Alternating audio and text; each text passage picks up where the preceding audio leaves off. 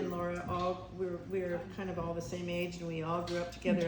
And Cappy, sorry. Cappy. Where is Cappy? Cappy's sitting right there. I haven't seen her. Where is she? I don't know where she is. She's She shrunk to nothing, that's the problem. okay. So anyway, my recollection of all these, as a kid and the eldest of 7 children, I absolutely loved it when my cousins came to town, because it meant I had people my own age to hang out with on the beach, which we did a lot. We flirted with the lifeguards, didn't we, at Alki? That was one of our main things that we did. We were 12 or whatever, and we thought we were pretty cute. Going on 40. And they thought we were just a pain in the ass, to be honest with you. But we had a great time. Everybody sort of crammed into Grammy Baker's house. There was one bedroom in which she slept, as I remember, right? Mm-hmm. And the kids were all on the porch, and Dewey or Kat, whoever the case may be, slept in the one sort of cot or something in the main room, and that was it. But it was a block from Alki. The house is still there. I remember when it sold, they sold it for $11,000. It's probably worth $250,000, no more than that. More. And it's a one-room house, basically. I mean, wasn't it? It was basically a one-room house with a very old, terrible kitchen and all that. But anyway, we loved it. They would go to Joe's, and there'd be 1,000 kids sitting there with various states of dress or undress, and with various states of eating or not eating, and we would have a good time. And the sisters would get together with their mom and have a wonderful time. So I miss Mary. Mary and I were really close. She and Laura taught me how to ride a horse. Not very well, but at least I got on a horse, and it was fun. Yep. And I'll never forget those days, because it meant so much to me to have Ozzy there. I agree. And I'm gonna cry, so somebody else can talk. Talk about Mary. She always had such a good sense of humor. Oh my She always had everybody in stitches.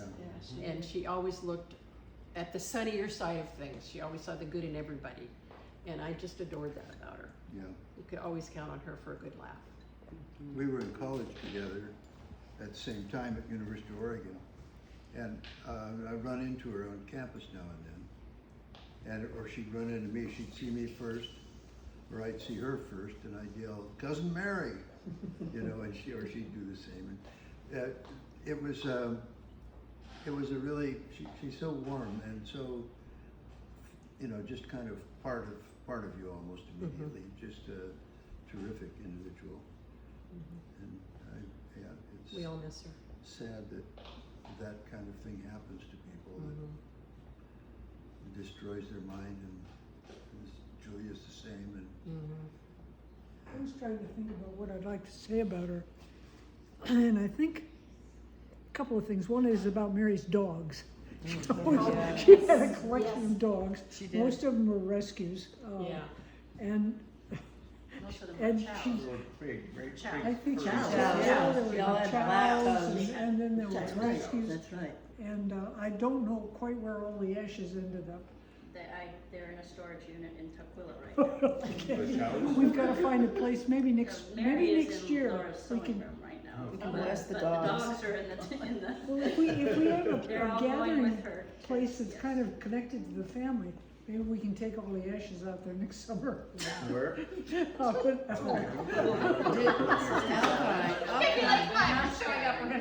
Yeah, I well, go do for the dog outside. ashes. Mary's ashes, I think we I can. thought the dog ashes should go with her. I think she'd like that. Yeah, she would like that. That's what I was. Just mix it all I'm actually. It's okay, I've talked to my children about this, but Anya and Mark and I agree that I'm gonna take Stella's ashes, most of them, I'm gonna keep some, but put them in the grave with Jen, because she was his dog. Yes. And he would love that, and she's Yes. already told me she'd like that. Yes, absolutely. Anyway, I don't mean to steal No, your thunder. no, I was just, Mary and I knew we were very close in age, 16 months apart, and we didn't get along as kids. I know that. It was no secret. But I do remember her coming down to Berkeley one time when we were living down there, Bruce and I, and we just decided, we were in our late 20s, I think, that it was time to stop this foolishness. And we must have spent 2 or 3 hours that night just kind of digging through our childhood and saying, you know, what we didn't like about each other. You ended up with tears and hugs and all of that. And it was, I'm so glad that we did that. And I We were learned, friends from there on. we were very close from that on. And I think the last time I saw her was in September of this previous year. I was back there, and then I went to went to her place, and she knew that I was somebody important in her life, but she couldn't pull a name out. I think Katie, you were there, Yeah, so you know. she couldn't pull her name, but I don't think she ever didn't know either of us. Well, that's true. I we think she didn't- knew that we were all Yeah, important people. I mean, because in her life. her face would light up and she totally recognized, Yeah. but, yeah. Tell us about your childhood, on the farm there In Milwaukee. In Milwaukee. Well, I remember our that. father was an interesting guy. He grew up really poor, and he used to tell stories that the house that his father built for them still exists in the University District on 11th Street. It has a lot of, Oh my God. it Yeah, has Laura and I it's kind drove of, by there the other yeah, day. I have pictures of it, so it's still there. They built it probably around 1902 or 3. His father had run away from home in England and come to the United States, married somebody in California, walked out on her, joined the Spanish American, the Oregon the Oregon Regiment of the Spanish American War, and went to the Philippines. Came back, someplace shed his first wife. I doubt it was ever done legally. So then he moved to the coast, just down the way here, a little ways, between here and Tillamook.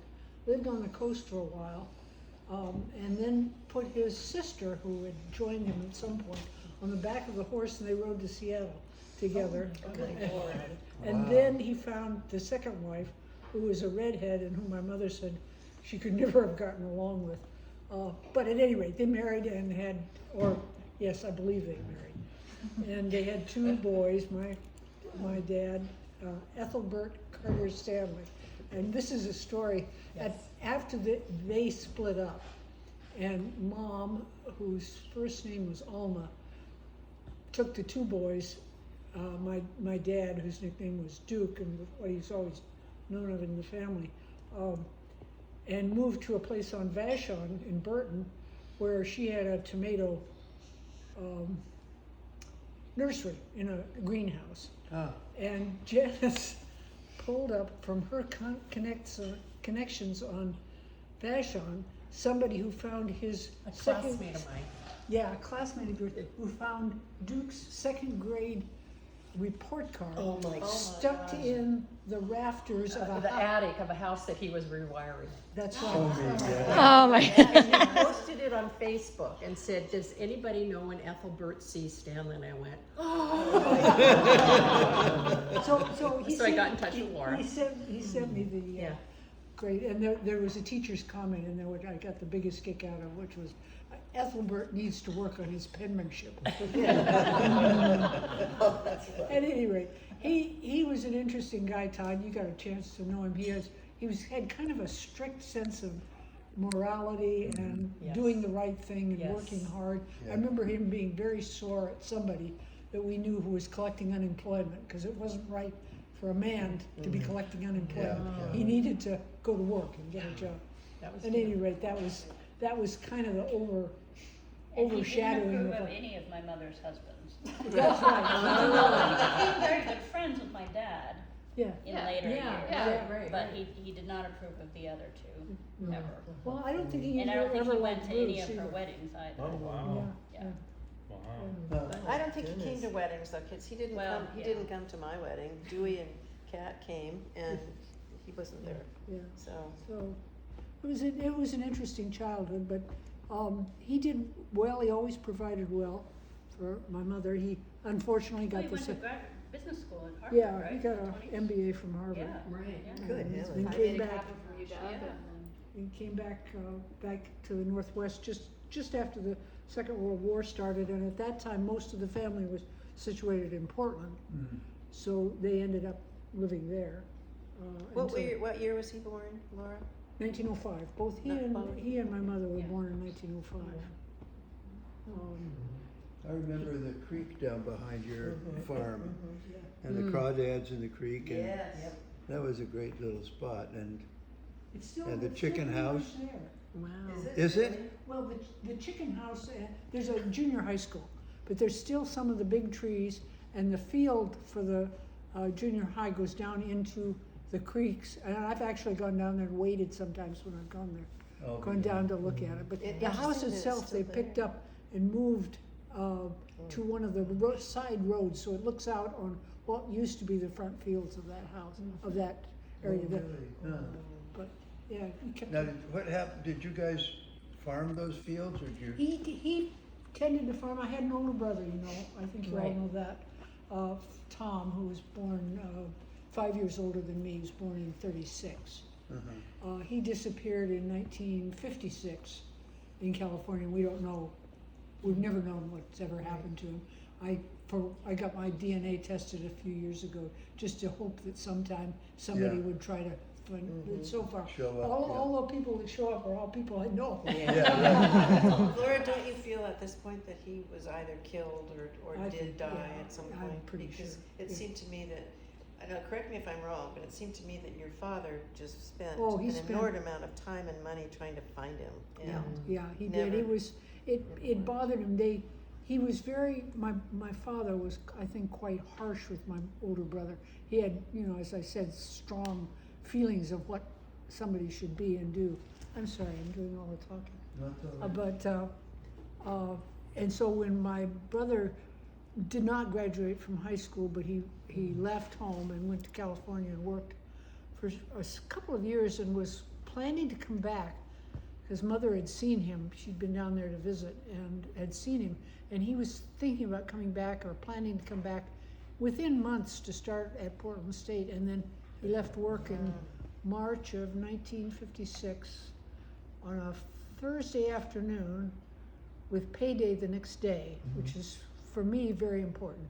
Because he left work and said, "I'll see you in the morning," and nobody's seen him since. And didn't pick up his paycheck. And did not pick up No, the that paycheck. tells you a lot, I think. And does tell you that. what's the story about the bomb in the bushes? You know, Yeah, okay. that's right. Tom, at least I think this is the story you're referring to. Yes. Tom got really, really crosswise with the chemistry teacher in high school. And I didn't know he that. did two different things there that I know about. I suspect there are more. One was that Tom was an amateur beekeeper, and the neighbors would call when there was a swarm of bees, and Tom would go out and capture them and then try to hive them. Well, he put them all in a paper bag and took them down to the chemistry lab late on a Friday afternoon. I don't know how he managed to do it, because over the weekend, the bees, of course, ate the paper bags and got out. So the chemistry lab was uninhabitable. And then the other, Oh, my God. and then the other thing was the bomb. I think it was a large firecracker, and I don't know it was in the bushes so much as it was out in front of the high school. I thought it was, I heard that it was in front of the high school, and it was enough to blow a bush out of the ground and to break a library window. Okay, now I never heard those details. I know I had heard that it had blasted a significant chunk of concrete out of the sidewalk. Yeah. Wow. So maybe it was It more was than more just than a a fire. firecracker. Yeah. And that's why he left high school. He had no choice. He didn't leave. And when he left, he headed to San Francisco, and he stopped in Eugene and stayed with us a few days. And Dad was kind of counseling him, and Yeah. they had spent a lot of time talking. And then he went on down, and he loved railroads and railroad cars and stuff, and he worked for the San Francisco Trolley Company. No, No? I think not quite that. He went to LA first. He worked for Southern Pacific as a mechanic. He was very good with his hands. And Are then you he saying moved L.A.? in Yeah. LA for not very long, but for a period of time. Then he moved back to San Francisco, where he did just what you suggested. He got very much involved with a local hobbyist group that was interested in electric trains and trolley cars. But he went in terms of staying alive. He worked for Pacific Telephone as a cable splicer, and that was the job that he left and disappeared from. And what about the story that he had frequented a bar and maybe heard some kind of underworld scuttlebutt, and that's what got him killed? I have no idea. I don't think I've ever heard that. That's But he just was made up. living at the Y, Oh. in there. There was some indication of whether or not there was some funny business with other guys, but it didn't seem to ring a bell with anybody. But there was always that suspicion. One of the private investigators that our father hired to hunt for him pushed that particular element, that he'd been kidnapped and killed by a group of, I don't know, marauding gay men or something. I don't think that there was much to that. Didn't pay much attention to it.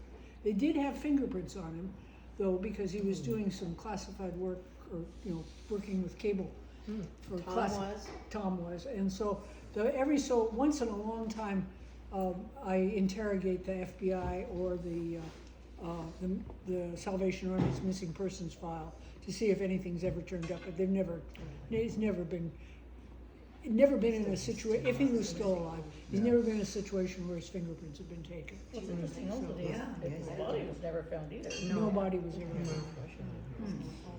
So, And I heard that the last time he was seen, or somebody thought they saw him at the bus stop overlooking the bay. What's the he name of was that? working, I he was heard that working story. out beyond, not as far as the sunset in the bay, but more around the marina area, I think, when he went, because he was living down in the Y in the, right near the, Marina? Tenderloin, but a little bit across Market Street. There was a YMCA, and that was where he was living Oh. for a while. But, I heard that same story about the cliff or something in San Yeah, Francisco. huh. yeah, Same story, I don't know where it all came from. yeah, You hadn't heard that story? I hadn't heard that story, but Huh. at any rate, that's kind of what we grew up with. But to go back to Mary for a minute, it was interesting that Duke, my father, towards the end of his life, developed the same kind of dementia that Mary had. So, oh yeah, Duke's was vascular. We had an autopsy done after he died, and it was a series of small strokes, but he got quite confused and unfortunately got rather violent with my mother. She took care of him up until about 3 months before he died, and then he was in a nursing home, and he died shortly after that. But Mary had some of the same tendencies, although I don't ever remember her getting violent. Yeah, she Do you? clocked me in the emergency room. when I Oh, took her. okay. She did. Oh, yeah, yeah, because she completely didn't know. Well, she had pretty much a psychotic episode, but she did come back from that for a short time. Yeah. But then, was that shortly before her death then? No, No, that that's was 3 years. when I took her. So I took her to the emergency room because she had an intestinal issue, and she basically never went back home after that, because I think that was like the final. She was trying to hold everything together, and the disorientation of sitting in an emergency room for 9 hours, which will bother anybody, and she had been severely dehydrated and malnourished for probably about 3 weeks prior that we just hadn't figured out. And then I think it was after that she was in the hospital. The intestinal issue was actually resolved quickly without surgery, but she never recovered knowing where she was and what was happening. And so then she went straight from the hospital to a care facility because, I mean, fortunately in some ways the doctors would not discharge her because she couldn't tell them where she lived and couldn't prove to them that she could take care of herself. And so, you know, she had to get full-time care almost immediately, but it was that sudden. It was over the course of that 3-day hospitalization that I call it just falling off the dementia cliff. Yeah. We now, in hindsight, can see sort of the progression, kind of. Yeah. But it was that sudden to where she went from living out on the Chesapeake Bay, driving, and, you know, living her life the way she did, to not. I mean, she never went back to that house. This was August of 2019. Yeah. And I was down here at Manzanita, and I remember spending time, because you had gone, you were with her, and then I went, after, towards the end of August, I went back and spent a couple of weeks, so you could be at, So we could move my daughter to college. so you yes. could send, Yeah, send Maya to college. yeah. And then and then she died right around Thanksgiving this last year, 2022. So she was in full-time care for about 2.5 years. Yeah. Oh, Yeah, man. but it was that quick. She's been deteriorating before, but She in had. hindsight, She we had, kinda knew but it. she'd been holding it together, I mean, as best she could. And yeah, you can kind of look back and see the moments yeah, where. now it's clear, but. One of my last pictures of her before she went to the hospital and before, you know, everything came apart, was she had her dog blessed by the priest at the church that she was going to. Right before he died, right? Yeah, right before he died, and it was, I mean, the picture of her holding the dog died too fairly shortly thereafter. That was one of the things that triggered that whole, summer of disaster for her. It's one of my favorite But it's a pictures. nice picture because she's bright and, you know, she's herself. Yeah, she was 100% there. herself, yeah. Well, I was a little bit younger than the other cousins, but when Mary moved to Tacoma, she took an interest in getting together, and I was just so honored. I'm like, I want to hang out with these little pesty cornet kids, and so she came to some of Jacob's basketball games with one of the husbands unmentioned, and she was just a joy, and it was a fun time. And then I went to DC to visit her and was able to stay with her, and I just felt so honored that she, you know, allowed me to come and stay and visit. And we were driving from her place back to the airport or something, and she's driving along and she goes, "Yeah, I have double vision." And I'm like, "What?" Oh my gosh, That's Mary. am I safe right now? And You weren't. yeah. It's like the world. I'm like, what? I never knew this, and I didn't know, and now you're driving. Anyway, but her laugh is something sorely missed. Yes. That laugh, I can Yeah. still hear it. Yeah. It's just it was Yeah. really great. Yeah, And she's very much missed. very much. Very much. Did you visit her in Tacoma? Oh, yeah. I did too. I did too. In DC? I did. Yeah. I was actually too. on a board of an organization which took me to DC a number of times during a couple of years. And every time I went, I would go see Mary and George, and they would make dinner for me. They'd come and get me and take me back to the hotel where I was staying. Yeah. The roundhouse? Yeah. You know, I'm not sure.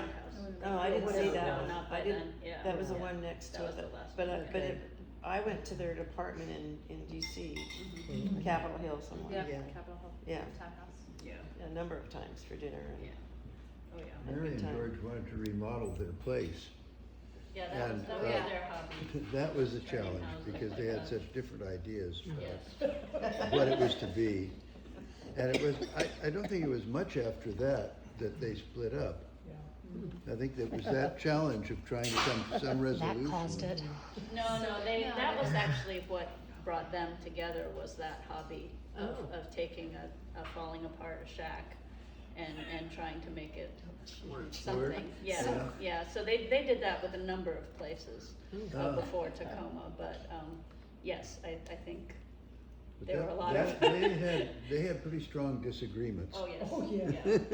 Yeah. So when I was in college, I went to college in Baltimore, and at the time, Mary and George were remodeling one of the houses at the Bay, the little cottage. The first one? The first Yeah. one. And I came down, because that was like the escape from college, right, to go down and hang out at the Bay. And I walk in, and George was very fastidiously taking off drywall and pieces, like, very carefully. This piece by house piece. was a shack. It was a disaster. Completely a disaster. But he's very carefully taking each piece, and you know, he looks at me and offers to let me help, and I start doing the same thing. And Mary walks up to me and hands me a hammer and says, "Here, hit this." And I look at her, "What do you?" And she's like, "No," and she takes it from me and she just whams it completely to pieces. And this moment of like, this is my Mary memory of her just the crap out of this bed. Oh yeah. Lots of those. Well, shortly before things began to really fall apart for her, she and I traveled to the Middle East together for about 3 weeks. And I think then I became Middle East. Oh, thank you. much more aware of how impaired she was. And I remember she was fussing with her iPhone. We were in the back of a car. We were being driven someplace in Kazakhstan, I think, one of the stands. And she was trying to get, because we were using our phones a lot for navigation and other things, but she couldn't figure out how to do something at it. Well, and she was never good at technology. Well, there was that problem. But then finally she just looked at me and threw the phone at me and said, "You do it." Yeah. I'm glad we made the trip. It was hard work. Was that the last trip you took together there? It was one of the few that we really took, and it was quite exotic. It was Uzbekistan, Tajikistan, Turkmenistan, Kazakhstan, and Kyrgyzstan. When was this? 2015, I think, 2016, someplace like that. Do you remember? 16. Joe was alive, so Yeah, it was Joe- after Joe. But it was the first time that Mary couldn't navigate to my house Right. because and she had She been would there. start getting lost. Yeah, she got around lost, then. and she called me, and she was coming to my house to have dinner, and then you guys were going to go get in the airplane, and And she's flying calling to me, and she Germany. couldn't figure out where she was. I was like, just read me street signs, you know, to try to get her to our house. And that's when we sort of realized that things were going a little south. When was that? That would have been 16, I think. Yeah. Because Joe was late summer of 16. Because in 15, she came to our house quite a bit, you know, when Joe was a baby. And she was at our house in 13. So she'd been to our house a lot, and we'd been to her house. The first time Rob met the whole family was actually Thanksgiving at her house. It was a lot. So, Thank you all for letting us share that. It's really interesting to hear, particularly Todd and Polly, other people's senses. And then, of course, the other major loss this year was Jane. Yeah. Monty, do you want to start by saying something about Jane, about your dad? No? I can start. I just remember, and all the Cornett kids remember this so well. He was so patient in teaching us all how to water ski, and we all remember that.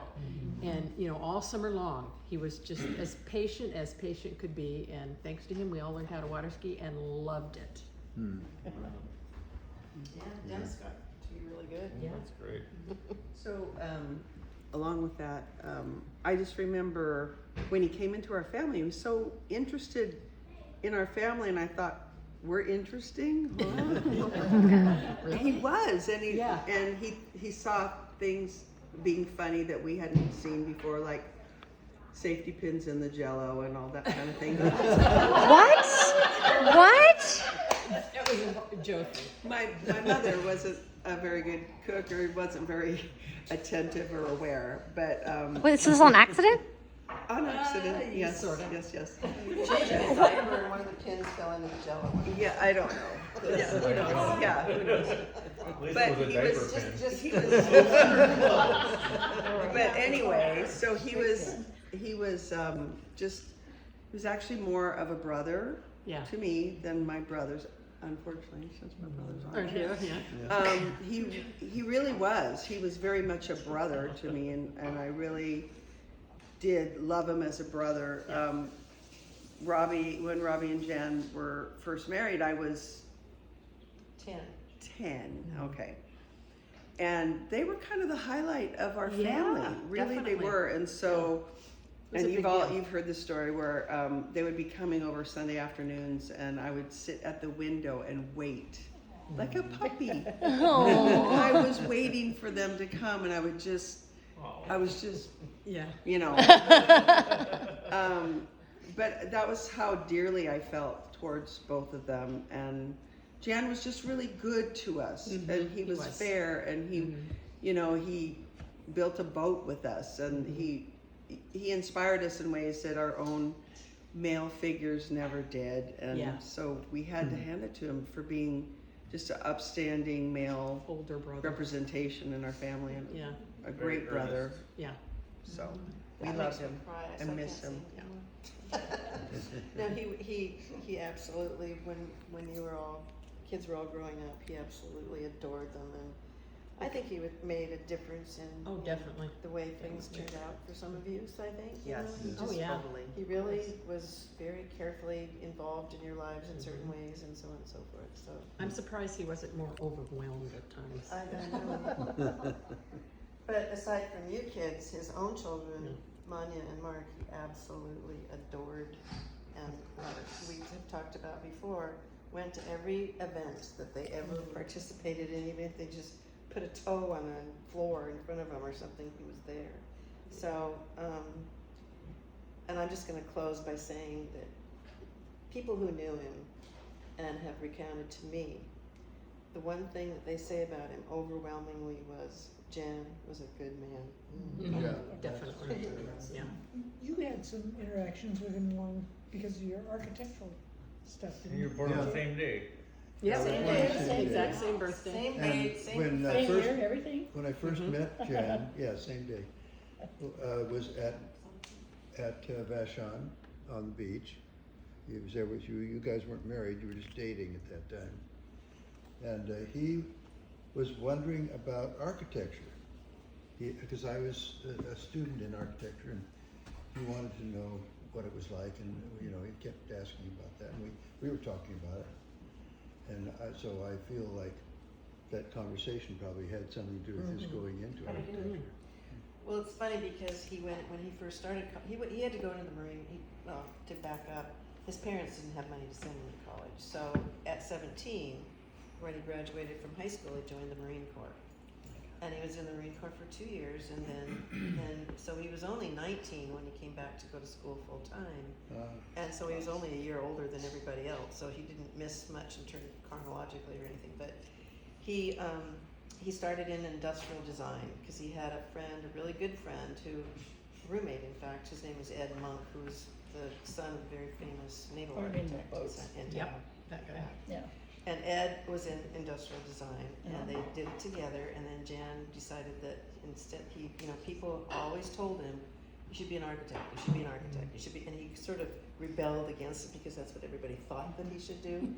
But then when he finally decided that that's what he would do, he just sailed right straight through. Straight A's, Yeah. scholarship to go to Europe and travel, and I mean, he did really, really well. And you know, he could design with the best of them, but he was a technical person. Like, I mean, they just coveted his technical skills because he could do anything technical with design, and he did. He solved a lot of problems. So Yeah, very detailed oriented. very, very much, Yeah. just fastidious, you know. I remember him telling me one time about some great detail of a problem he'd solved for the burn center at Harborview when they were rebuilding it.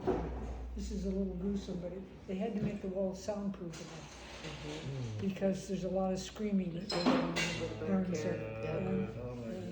And you know,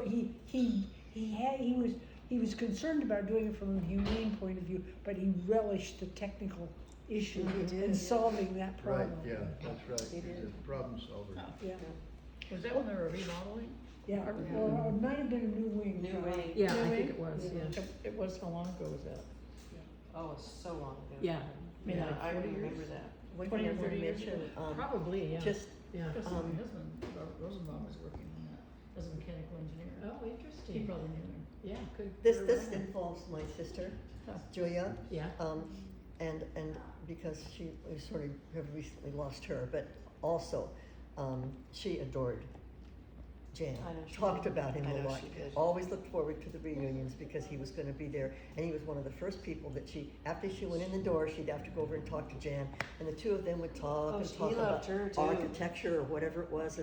And so I just know that was kind of a close little, they loved each other. Yeah, they did. No, Jan They're loved to talk to redesigning her. heaven. Yes, and there you have it, right. Yeah. There you Heaven go. has some technical aspects we need to deal with.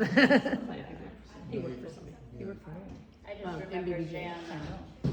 That's in the- sort of puttering in the background of so many family gatherings. And the few that my husband Mark joined before we were married, and a few times we stayed with Robbie. And those of you who know my husband, he's not very social and is quite daunted in the setting of the Baker family reunions with all of these strong women and the sort of thinly veiled chaos that brings us all together. And he always really found sort of a soulmate in Jan, and I would sometimes see them like off, huddled somewhere and talking, and I think he really he felt an affinity for him. And Well, everybody, really nice. everybody liked him really. I mean, Bruce really liked Jan a lot, and David liked Jan a lot, and you know, people just individually really liked him a lot. They respected him and admired him because he was very, very smart with And genuine. and genuine. Genuine, Oh, yeah. so And genuine. a good You're right. listener, too. Yeah. I was grateful to get some quality time with him when I went to University of Washington. I went there for grad school and I didn't know anyone up there in the school, and I never made any lasting friendships there, but it just so happened that Jan's firm was doing work on campus, and he had a office trailer there, and I would go hang out with him on our lunch breaks, and it was really great to have family there. Oh, he loved it too, Zola. yeah, You know no, that. I- He loved it. was- He would the feeling was always mutual. tell me. He would say, "You know who I saw today? Zoli came by." It was wonderful. No, It was he great to have. absolutely It loved was an it. anchor for me, actually. Yeah, very much appreciated. And he always very smugly insisted on calling me Zoltan, which I thought was like it was his secret that he knew my full name. Did you notice I called you that this afternoon?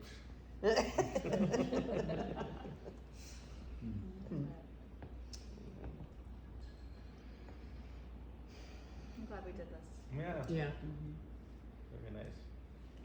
We could still go to the beach and scatter some blossoms, or just go to the beach and kick sand around. Scatter the flowers. Yeah, the flowers. Or Flowers just go to the are beach. not I haven't ready been yet. to enough beach yet. So. Today. The tide is in. Today. I haven't been to the beach since I was yesterday. at the beach today. I haven't been to this beach. Does anyone want to go to the beach? I'm down. Feel the life that we're celebrating? Okay. I'm gonna stop recording. That I think originally Robert planned Jimmy Page, original music from Led Zeppelin and Chris Cornell. And so I kind of revised it a tiny bit to reflect more of me and my brother and my dad. But it also was kind of part of what we were talking about today. So it's called Thank You. Anyway, here it is. So one day the sun refused to shine on you, but we are still loving you. Where the mountains crumble to the sea, there will always be you and me. Dad, you gave us your all, Papa, and so much more. Inspiration is what you are to me. Inspiration, look and see. Little drops of rain, whispers of brief pain. Your strength and courage will always remain. Memories of your love as the days go by. Thoughts of you, a sparkle in our eye. For you, our love is strong. For you, there is no longer wrong. For us, lives forever changed. For us, our dad, our papa, we cannot replace.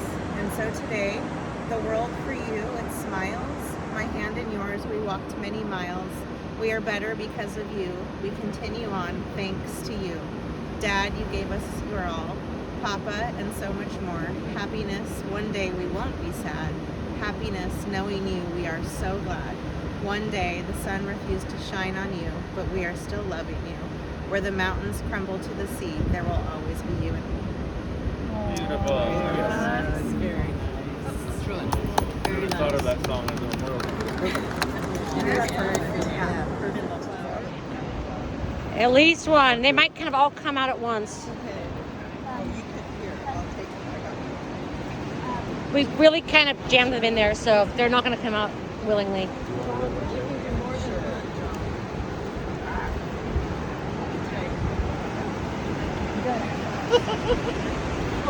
And this whole plant. Maybe, yeah. Okay, some of them weren't as easy to pick, okay?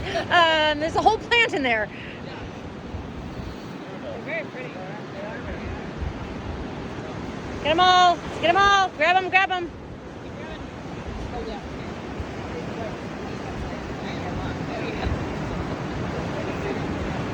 Yes, it is. Thank you, sweetie.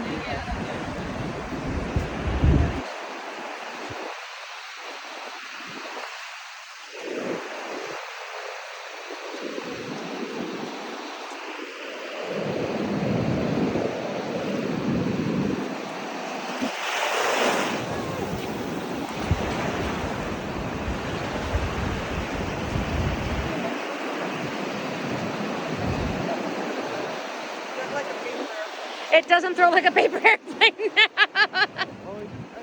Try again.